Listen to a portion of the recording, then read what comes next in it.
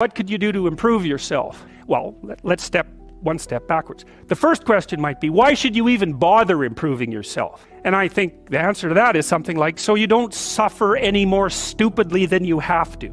And maybe so others don't have to either. It's something like that. You know, like there's a real injunction at the bottom of it. It's not some casual self-help doctrine. It's that if you don't organize yourself properly, you'll pay for it, and in a big way, and so will the people around you. Now, and you could say, well, I don't care about that, but that's actually not true. You actually do care about that, because if you're in pain, you will care about it. And so you do care about it, even if it's just that negative way, you know. It's very rare that you can find someone who's in excruciating pain who would ever say, well, it would be no better if I was out of this. It's sort of pain is one of those things that brings the idea that it would be better if it didn't exist along with it. It's incontrovertible. So you get your act together so that there isn't any more stupid pain around you than necessary. Well, so then the question might be, well, how would you go about getting your act together? And the answer to that, and this is a phenomenological idea too, it's something like, look around for something that bothers you and see if you can fix it. So now you think, well, let's say you go into you can do this in a room. It's quite fun to do it just when you're sitting in a room, like a room, maybe your bedroom. You can sit there and just sort of meditate on it and think, okay, if I wanted to spend 10 minutes making this room better, what would I have to do? And you have to ask yourself that, right? It's not a command, it's like a genuine question. And things will pop out in the room that you know, there's a stack of papers over there that's kind of bugging you, and you know that maybe little order there would be a good thing, and you know, there's some rubbish behind your computer monitor that you haven't attended to for like 6 months, and the room would be slightly better if it was a little less dusty and the cables weren't all tangled up the same way. And like, if you allow yourself just to consider the expanse in which you exist at that moment, there'll be all sorts of things that'll pop out in it that you could just fix. And you know, I might say, well, if you were coming to see me for psychotherapy, the easiest thing for us to do first would just be to get you to organize your room. You think, well, is that psychotherapy?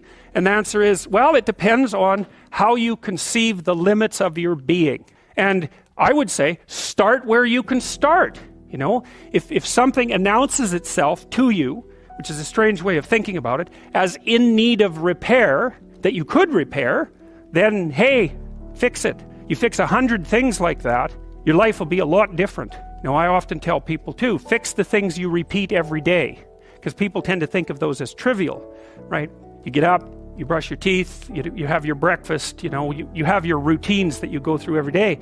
Well, those probably constitute 50% of your life. And people think, well, they're mundane, I don't need to pay attention to them. It's like, no, that's exactly wrong. The things you do every day, those are the most important things you do, hands down. All you have to do is do the arithmetic. You figure it out right away. So 100 adjustments to your broader domain of being, and there's a lot less rubbish around, and a lot fewer traps for you to step into.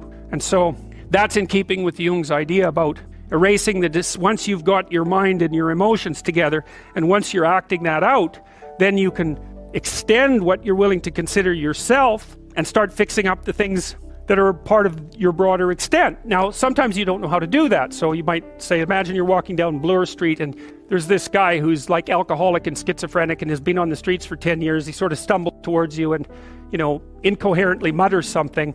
That's a problem. And it would be good if you could fix it, but you haven't got a clue about how to fix that.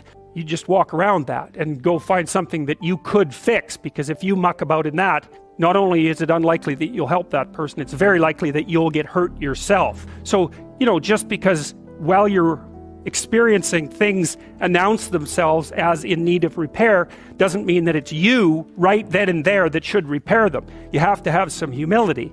You know, you don't walk up to a helicopter that isn't working and just start tinkering away with it. You have to stay within your domain of competence. But most of the time, if people look at their lives, you know, it's a very interesting thing to do.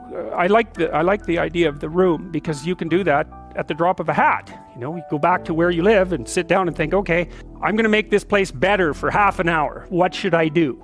And you have to ask, and things will just pop up like mad. And it's partly because your mind is a very strange thing. As soon as you give it a name, a genuine aim, it'll reconfigure the world in keeping with that aim. That's actually how you see to begin with.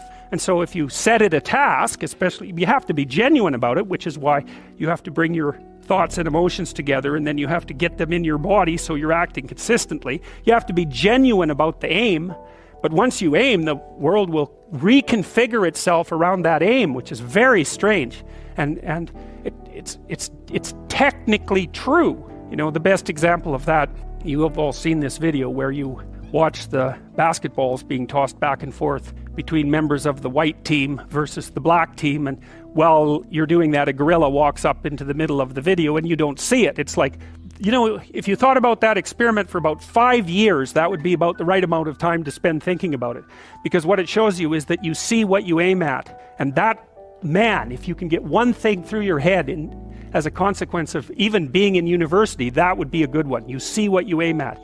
And so, because one inference you might draw from that is, be careful what you aim at, right?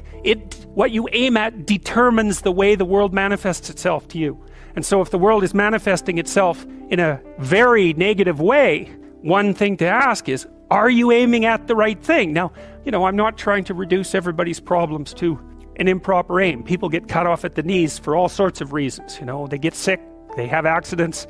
There's a random element to being, that's for sure. And so you don't want to take anything, even that particular phrase, too far. You want to bind it with the fact that random things do happen to people, but it's still a great thing to ask.